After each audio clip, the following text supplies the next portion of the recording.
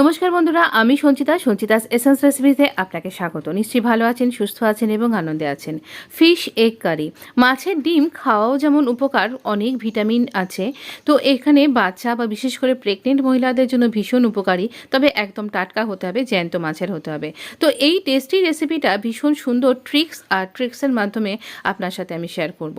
মাছের ডিম কী করে রান্না করলে আরও বেশি টেস্টি হবে আর খেতেও খুব সুস্বাদু আর ভীষণ ইয়ামি কিন্তু। চলুন দেখে নেব এই রেসিপিটার খুব তাড়াতাড়ি করে। এখানে টমেটো, আদা, কিছুটা আমরা নিয়েছি রসুন কুচি আর দুটো বড় পেঁয়াজকে দিয়ে দিয়েছি। তো এবার মাছের ডিমটাকে এটা বেটে নেব। আর এখানে মাছের ডিমটাকে এই ছাঁচটা কিন্তু ভাঙবেন না, এইভাবেই এটাকে নুন হলুদ মাখিয়ে রেখে দিয়েছি। আপনি চাইলে একটু তেলও এর সাথে মাখিয়ে রাখতে পারেন। এবারে চলুন প্রসেসিংয়ে যাই। এখানে আমরা 2 টেবিল চামচ তেল নিয়েছি। আর এই রেসিপিটা চেষ্টা করুন তাওয়া বা ফ্রাই প্যানে তৈরি করবার। আর এই রকম করে এই কম তেলে কিন্তু রান্না করবেন, না হলে কিন্তু অতিরিক্ত তেল আপনার দিকেই ছিটকে আসতে পারে। এবার ঢাকা দিয়ে এটা রান্না করুন আর আঁচটা রাখুন মিডিয়াম। এবার আমরা আঁচটাকে কমিয়ে দেব আর এটাকে উল্টিয়ে দেব। দেখুন এই রকম করে আঁচটাকে একদম কমিয়ে দেবেন আর এটাকে উল্টিয়ে নেবেন। আর আমার মতন একটা ধারালো স্প্যাচুলা নিন, যাই দিয়ে আমরা এটাকে টুকরো টুকরো করে কেটে নেব। দেখতেই পাচ্ছেন এর শার্প একটা রয়েছে ধারালো, আর না হলে পারে আপনাকে ছুরি দিয়ে করতে হবে।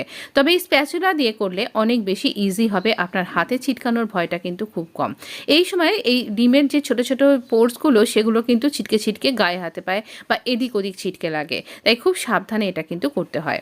দেখছেন ভেতরের দিকটা এখনও কাঁচা রয়েছে, তাই একদম ছোট ছোট টুকরো করে যে দিকটা কাঁচা রয়েছে সেই দিকটাকে আপনি তেলের দিকে উল্টিয়ে দিন। এইভাবে যদি আপনি ভাজেন তো এরকম ফ্রাই প্যানে করুন কিংবা আপনি তাওয়াতেও করতে পারেন। এইটা একটা খুব ইজি রেসিপি। আর মাছের ডিমটাকে চটকে মাখার দরকার নেই, এতে বড়ার থেকেও টেস্টি হয়। অনেকে বেসন দিয়ে বড়া করেন, কিন্তু এই বড়ার থেকেও টেস্টি হবে যদি আপনি এই রকম করে করেন। ইলিশ মাছের ডিম যেমন করে আপনি খান, ঠিক সেই রকমই টেস্টি খেতে লাগবে এই মাছের ডিমটাও। এটা আমার রুই মাছের ডিম।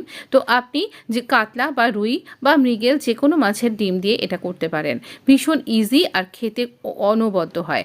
আমার দুদিক করে ভাজা কিন্তু হয়ে গেছে। তো আমি একটা পাত্রে কিছুটা ডিম তুলে রাখছি। কিছুটা ভাজা ডিম আমরা ডাল দিয়ে খাবো আর কিছুটা ডিম আমরা খাবো এই গ্রেভির সাথে। চলুন এবার গ্রেভি করব। এই গ্রেভির জন্য এই বাকি তেলটা ইউজ করব। একটা মিডিয়াম সাইজের পেঁয়াজকে এই রকম টুকরো করে নিয়েছি স্লাইস করে। খুব বেশি লাল করে ভাজবার কিন্তু দরকার নেই। দিয়ে দিচ্ছি একটা কাঁচা লঙ্কা ফাটিয়ে, তাহলে না এই ডিমের আঁশটানি গন্ধটা চলে যাবে। তো এই রকম করে আমরা এখানে পেঁয়াজটাকে হালকা করে সতে করে নেব। পেঁয়াজটাকে সতে করে রান্না করে নিয়ে আমরা দিয়ে দিচ্ছি ওই বেটে রাখা মশলাটা। এবার মশলার সাথে খুব ভালো করে কষিয়ে নেওয়ার জন্য কিছু গুঁড়ো মশলাও অ্যাড করছি। বেসিক নুন, হলুদ, ধনে, জিরে আর সামান্য একটুখানি চিনি আর সামান্য একটুখানি দারচিনির গুঁড়ো। এবার সব কিছুকে ভালো করে আমরা মিশিয়ে নেব যতক্ষণ না পর্যন্ত, মানে কষিয়ে নিতে হবে আর কি, যতক্ষণ পর্যন্ত না তেল ছেড়ে যায়। তো এই তেল ছেড়ে যাওয়া অবধি আমরা এই মশলাটাকে ভালো করে কষিয়ে নেব। মশলা ধোয়া বাটির থেকে আমি এভাবে জল দিয়ে দিচ্ছি। খুব একটা গ্রেভি আমি চাইছি না, তাই খুব একটা জলও আমি কিন্তু দিচ্ছি না।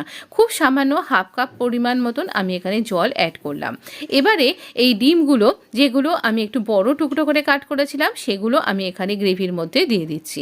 এতে কি হবে, গ্রেভির সাথে বাকি ডিমটাও আরও ভালো করে মজে যাবে। এই সময়তে আপনি আঁচটাকে একটু লো করে দিন, বেশি আঁচে করবেন না, তাহলে গ্রেভি শুকিয়ে যাবে আর আপনার ডিমটার মধ্যে সেটা অ্যাবজর্ব হতে পারবে না। তো এই রকম করে গ্রেভির সাথে যাতে গ্রেভিটা ডিমের মধ্যে অ্যাবজর্ব হয়ে যায়। তবে হ্যাঁ, এতে আপনি কিন্তু বেশ ঝোলঝোল করেও খেতে পারেন, তাতেও খুব ভালো লাগবে। আর এটা না পোলাওয়ের সাথেও ভালো লাগে, গরম ভাতের সাথে তো অনবদ্য লাগে। তো আপনি যে কোনো কিছুর সাথে করতে পারেন, জিরা রাইসের সাথেও এটা ইউজ করতে পারেন। এই দেখুন, এটা আমি ডালের জন্য রেখে দিয়েছি আর এটা আমার গ্রেভি। তো এই রকম ভিডিওর জন্য অবশ্যই কিন্তু লাইক করতে ভুলবেন না। একটু গরম মশলা ছড়িয়ে দিলাম আর আপনাকে সার্ভ করে দিচ্ছি। এখানে পেঁয়াজটা আমরা খুব ভালো করে ভাজিনি, তার জন্য একটা ক্রাঞ্চি বাইট আসবে আর ভীষণ ভালো লাগবে খেতে। তো অনবদ্য এই রেসিপিটার জন্য একটা লাইক কিন্তু অবশ্যই দরকার। বন্ধুদের মধ্যে শেয়ার করতেও ভুলবেন না। আর যদি আপনি আমার এই চ্যানেলটা সাবস্ক্রাইব করে থাকেননি এখনও, তাহলে please subscribe my channel, please support my channel. ধন্যবাদ বন্ধু, দেখা হবে নেক্সট এপিসোডে।